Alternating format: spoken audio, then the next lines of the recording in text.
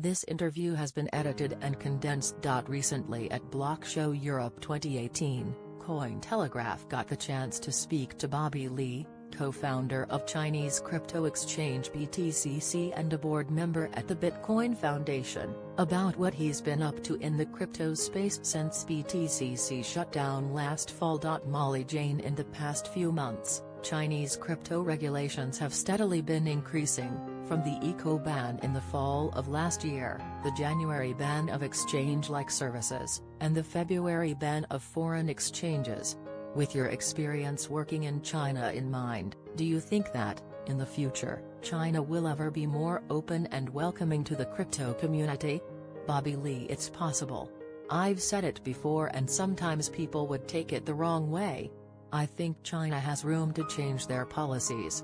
It could happen within a few months, it could take a few years, it could take decades. China is a mystery when it comes to regulation and policies because of the former government being that kind of government. It's not very transparent in terms of what they want to do with crypto. Nothing is permanent in China. Even the one-child policy, it eventually got overturned after many decades. So, the Bitcoin ban, the ban of exchanges, the lack of licensing, the lack of regulation, I think that's here to stay for the short term, but it's hard to say if that will get lifted anytime soon. MJ. Do you see any countries that are doing it right in terms of crypto regulation?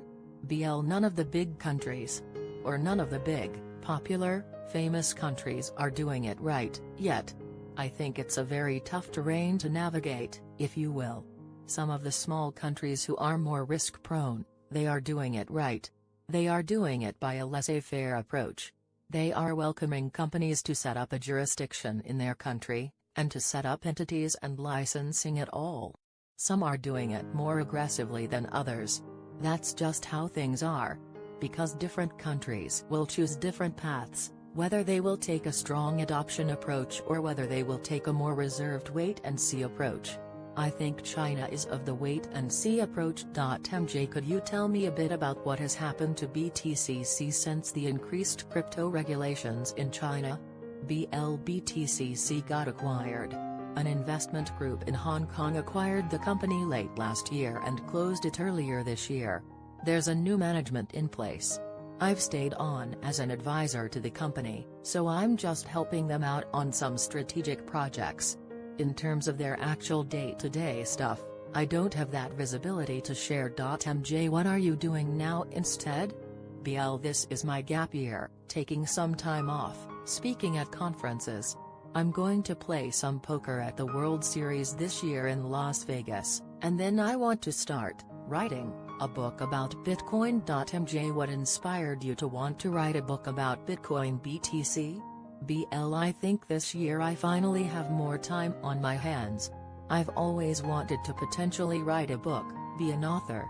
And given all the knowledge about Bitcoin and crypto that I've accumulated over the last few years, I have a certain insider's perspective on the cryptocurrency.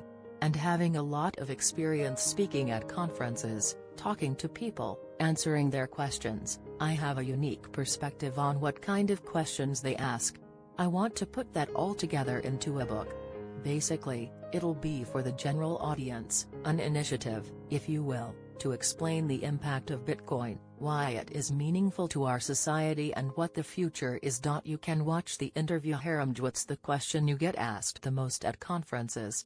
BL. In cryptocurrency conferences, people ask me what's my price prediction, what assets I hold, and what crypto coins I hold.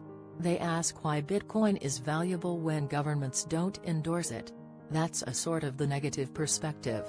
The non-believers think that for crypto to have a future, governments have to endorse it or support it. MJ. Speaking of that, you've said in some interviews that one of the reasons why Bitcoin is not a bubble is because it has inherent utility.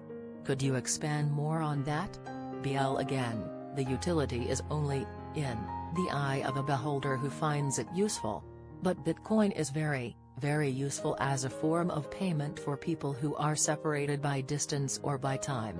Meaning that, if people want to send large or small amounts of money when they are geographically apart, usually long distances across time zones, Across countries and jurisdictions, Bitcoin is a very efficient way to send value across, as long as both people value